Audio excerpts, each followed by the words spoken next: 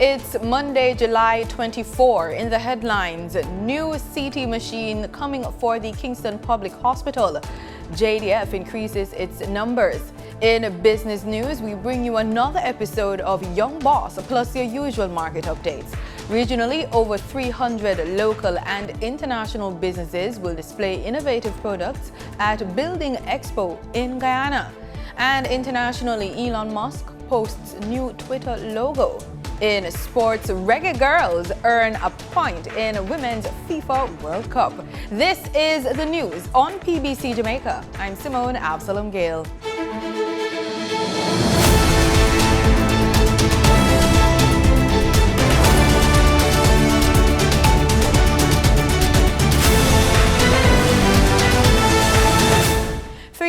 And 14 males and 78 females were enlisted to the Jamaica Defence Force JDF Passing Out Parade for the Jamaica National Service Corps on the weekend.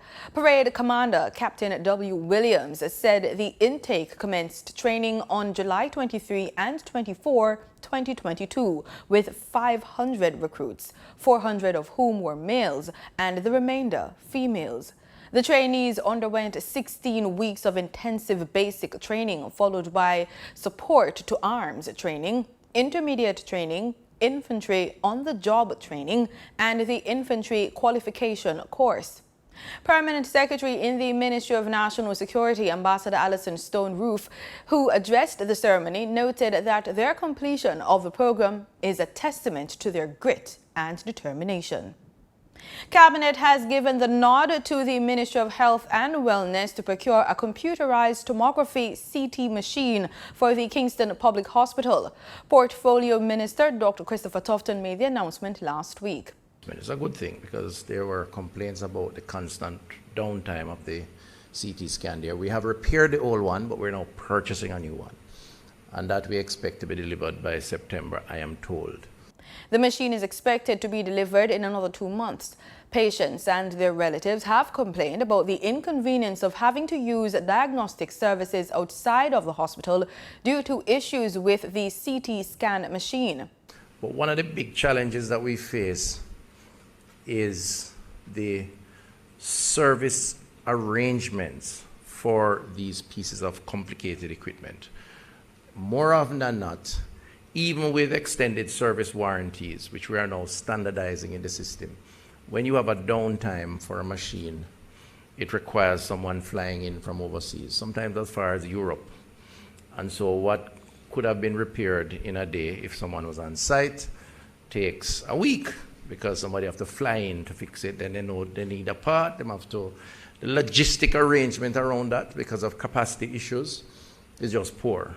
He says a resolution is being worked on. So essentially sourcing an entity that can provide the equipment in our hospitals, provide servicing, allow for a depreciated value over time so those equipments can be changed rather than us trying to bring life beyond its useful life out of it and trying to do makeshift arrangements around repairs. Dr. Tufton says more than $200,000 have been spent to provide additional beds for patients as well to 2 hospitals managed by the Southeast Regional Health Authority, SERA. The Spanish Town Hospital recently got a number of critical infrastructure beds. Hospital beds are not regular beds. They have to recline, they have to turn in different direction, whatever. 68,000 US. Those were delivered this week. The Bustamante Hospital for Children, similarly so, pediatric beds, 30 cribs, 35 pediatric beds, inclusive of 5-year preventative maintenance.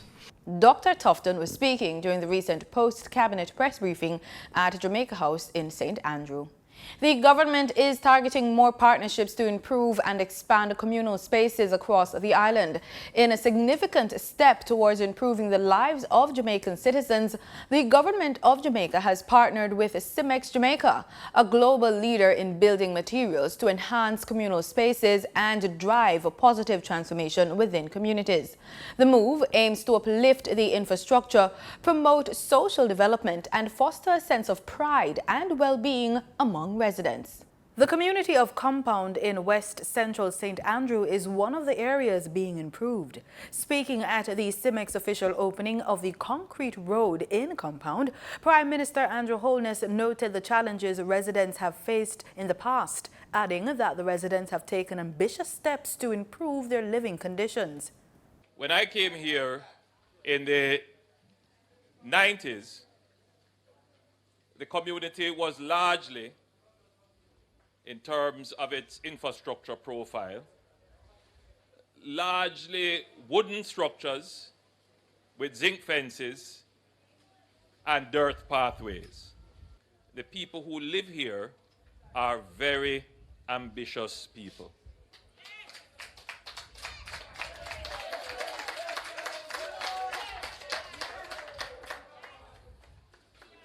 They have transformed the wooden structures into concrete structures. Recognizing the community's need for better infrastructure, the government has actively supported various initiatives to enhance living standards. In that regard, the partnership with CIMEX addresses long-standing concerns related to flooding and inadequate access during heavy rains. When it rained, there was no direction of the water. So it is highly likely that in a heavy shower of rain, homes would be flooded and persons would find it very inconvenient to use these muddy pathways. Now, with the paving of this area and the channeling of the water, with a heavy shower of rain, it is quite likely now that within minutes, these pathways would be usable in great comfort. Prime Minister Andrew Holness acknowledged the potential economic benefits resulting from the project. The paving of this road, the paving of this area is going to increase economic opportunities as well, because now I know that the entertainment industry, which is quite vibrant in this community, will benefit from having a well-paved area. Beyond the physical improvements, the Prime Minister stressed the importance of community pride and well-being. He further expressed that it is crucial that residents also embrace this initiative and improve their own circumstances. 24 police personnel have graduated from the Domestic Violence Train the Trainer course. These law officers, who were the first cohort, were trained over 5 weeks. They were pulled from Police Divisions 3 to 5, the Chaplain Services Branch, the Community Safety and Security Branch, and the Center for the Investigation of Sexual Offences and Child Abuse. The officers were trained in the psychology of self, fundamental concepts in gender-based and domestic violence, and the relevant laws and supporting regulations. It is expected that the course participants will develop training sessions at their respective divisions and teach their colleagues how to effectively address reports of domestic violence. A domestic violence handbook completed through support from the United Nations Population Fund was issued to each officer, as well as the divisional branches of the force. Time now for the business report with Danita Rodney.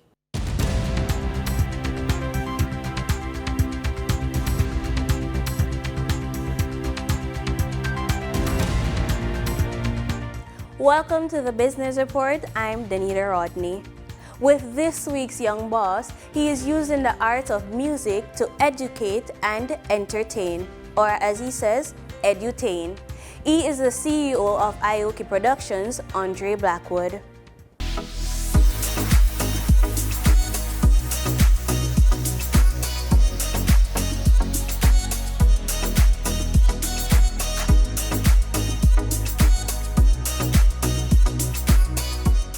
Andre Blackwood, CEO of Aoki Productions, Director for Voices for Jamaica Today Foundation.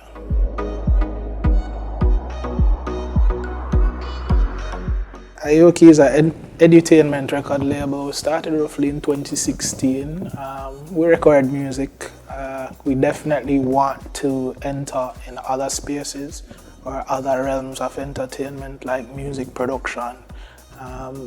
Art, I want to be an author, I want to write books, want to release screenplays eventually. So right now we're at the music production, promotion side of things in terms of entertainment.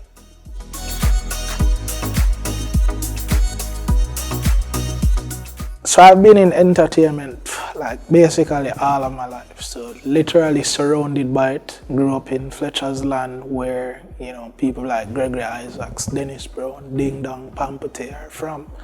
And it just became like a calling. Like I knew I wanted to entertain people. And I started by promoting events. So I was a part of the Fletcher's Land Police Youth Club. We do, you know, small events like water parties and stuff like that, socials. And I realized I had a knack for it. So it started from there.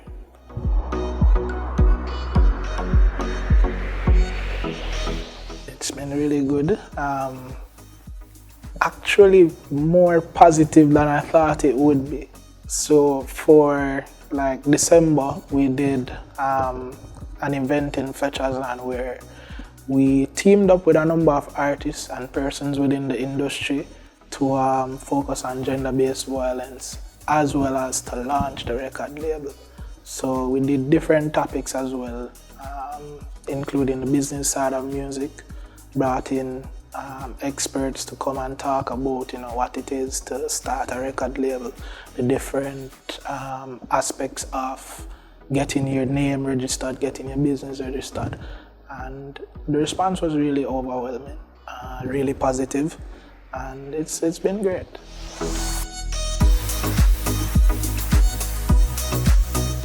Whew. Self-motivation.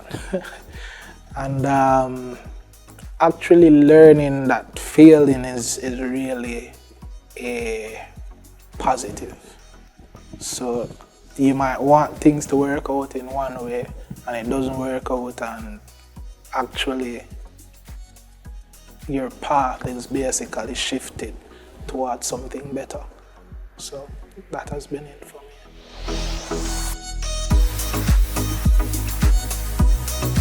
Well, I actually thought about this before coming here. I didn't want to sound cliche, but it really speaks to knowing what you want and having like a winning spirit to know that, all right, things are not going to be exactly how you plan them, and you just have to keep on pushing on and have to basically figure out and keep the mindset as to why you started and what it is that you want to achieve, and definitely believe in your dream as to what you want to accomplish.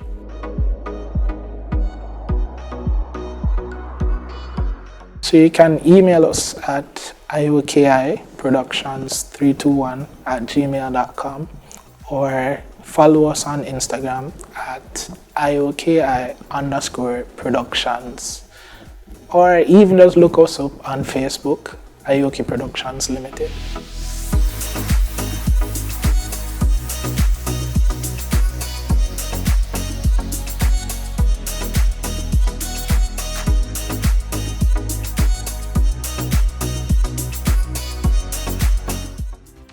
For your market updates in foreign exchange trading for Friday, July 21, the US dollar sold for an average of $155.28. The Canadian dollar ended trading at $117.64. The pound sterling traded for $202.39, and the euro sold for $175.41.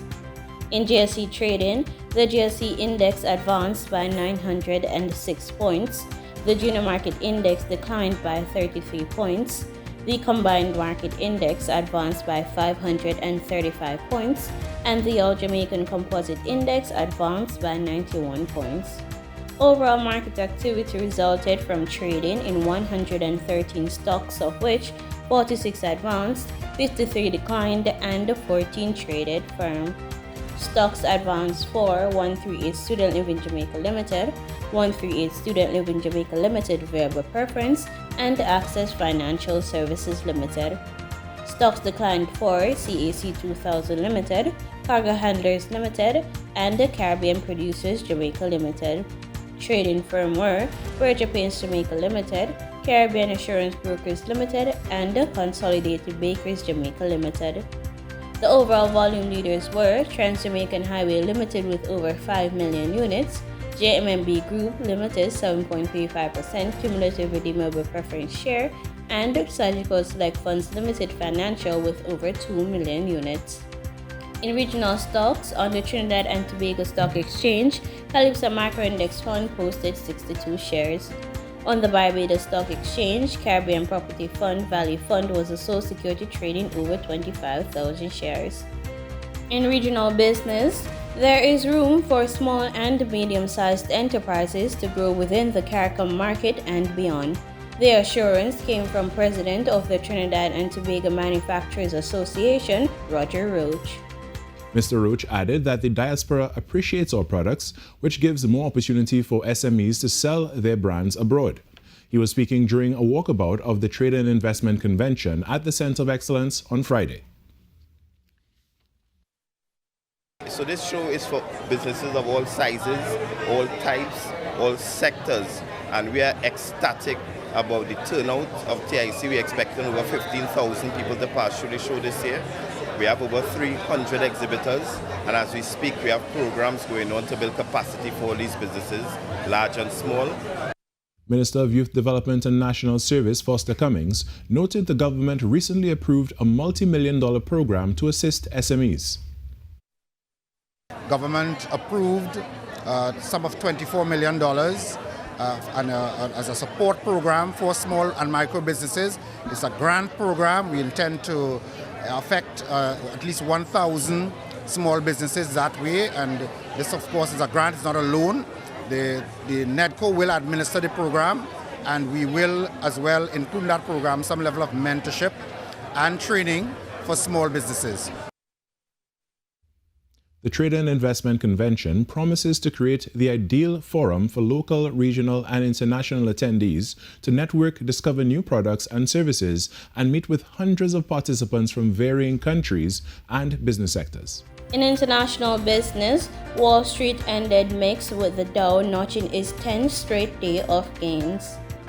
U.S. stocks ended mixed on Friday, but while the Dow Industrial Average inched up only marginally, it still managed to notch its 10th straight day of gains, the longest such rally in almost 6 years. The S&P 500 similarly rose a hair, while the Nasdaq dipped 0.2%. The blue-chip Dow was boosted by components Procter & Gamble and Chevron, each of which climbed more than 1%. It is now up over 6% in 2023. The S&P has risen 18%, while the Nasdaq is up 34%. So it's kind of the sweet spot, if you will, for equities. Philip Colmar is managing partner of the Macro Research Board. And the reason is, I think, is investors have really pulled away from their recession forecast. They're upgrading growth, which is positive to broader value indexes and broader swath of equities. And at the same time, bond yields are remaining capped here. So there's a lot of expectations and hope that inflation will allow the Fed to go to the sidelines. On the downside, the tech-heavy Nasdaq saw losses from NVIDIA and Meta platforms, with each losing more than 2% in a choppy trading session. Netflix also dipped more than 2%, down for a second straight day after the video streaming company's quarterly results this week failed to impress. And American Express fell roughly 4% after the credit card giant missed quarterly revenue estimates and affirmed its full-year profit forecast. Corporate earnings continue next week, with tech giants Meta Platforms, Alphabet, and Microsoft all reporting. In market data for oil prices rose as tightening supply and hopes for Chinese stimulus underpinned Brent at well above $80 a barrel, even as traders expected more rate hikes from U.S. and European central banks. Brent crude futures were up 45 cents at $81.52, and West Texas Intermediate crude was at $77.55 a barrel, up 48 cents. And that was the business report on PBCJ. I'm Danita Rodney.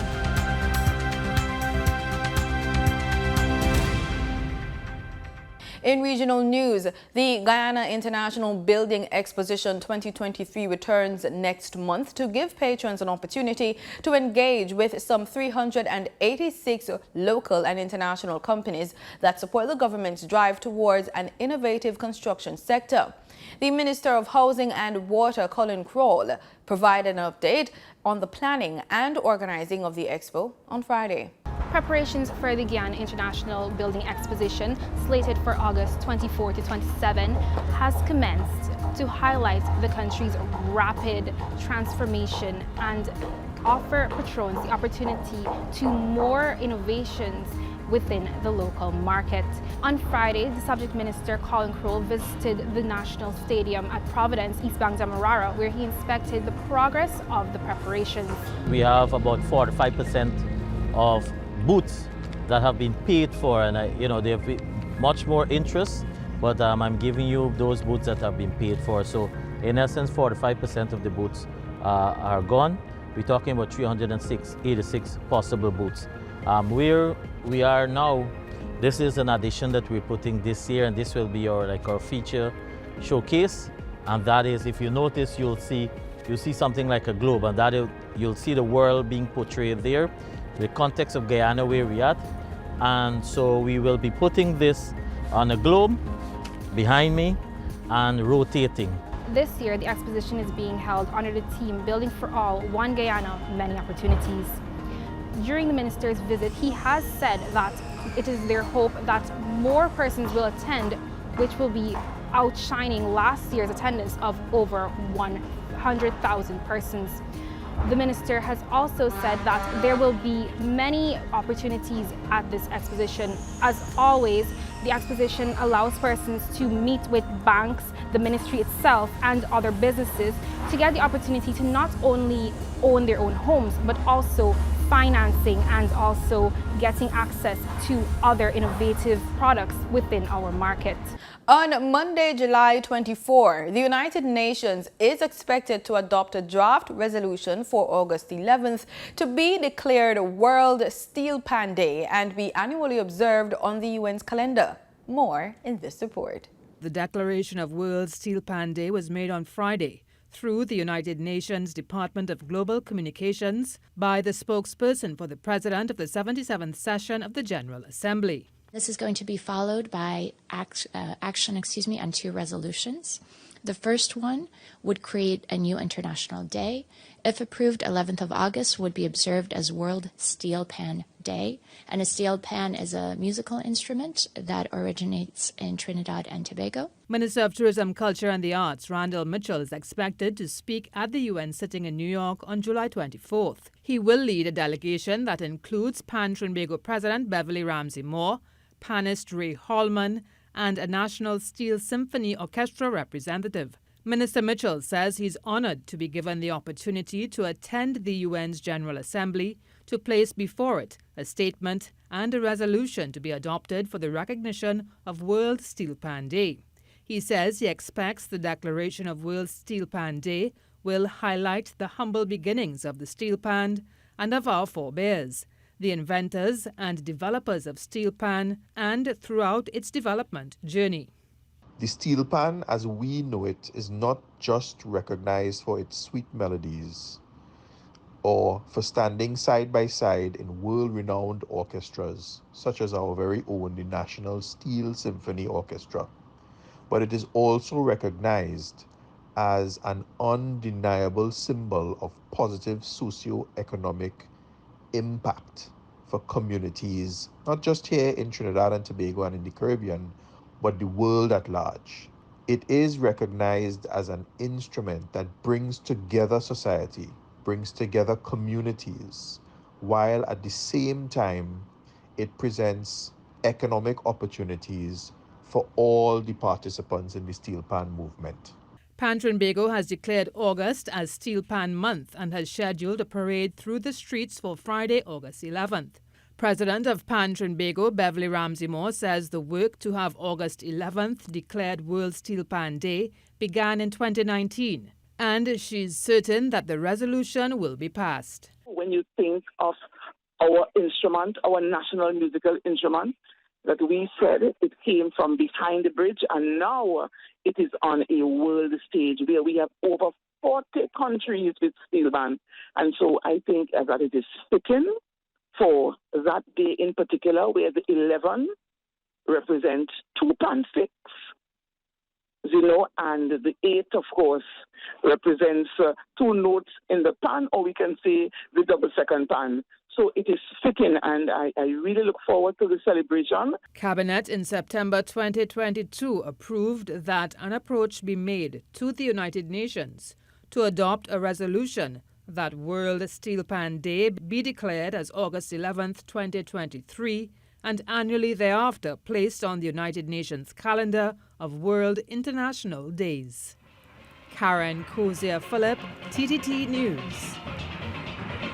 Earlier last week, Bahamian NBA star DeAndre Ayton dropped his newest colorways for Puma's Rise Nitro Kicks. The shoes displayed Jamaican and Bahamian colors, which he says pays tribute to his roots. I was born in the Bahamas. My mom's Jamaican. I feel like everybody in my family is Jamaican, really, but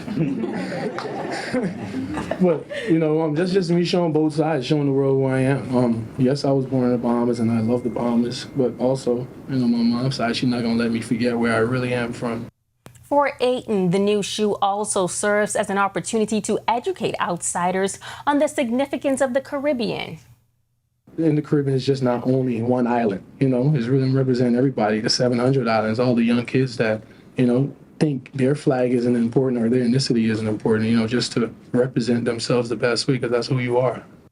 In news further afield, Elon Musk and Twitter Chief Executive Officer Linda Yaccarino unveiled a logo for the social media platform that featured a white X on a black background as a replacement for the familiar bluebird symbol. The bird has flown, and it did not take long. Elon Musk on Monday unveiled the new X logo for Twitter, replacing the famous bluebird. The big reveal came only hours after a Sunday tweet in which the billionaire said he wanted to make the change. His Twitter handle now features the new X, as does that of the social network's CEO, Linda Yaccarino. However, the bluebird was still widely visible across the platform. The company had already changed its name to X Corp. That reflected Musk's desire to turn Twitter into a super app like China's WeChat, which offers payments, shopping and other services. Now the rebrand is just the latest in a series of abrupt moves by Musk since he took over. He's fired more than half the workforce and slashed costs. However, last week he said that the firm was still seeing negative cash flow, with ad spending slow to recover from the turmoil that followed the takeover.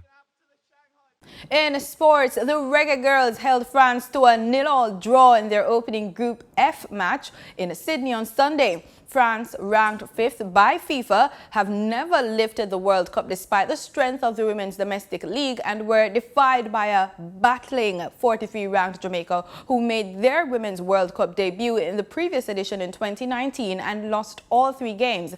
So the girls and their fans are celebrating this first point in the competition for the Reggae Girls. And that's the news on PBCJ. You can follow us on our social media platforms at PBCJamaica. Thank you so much for watching.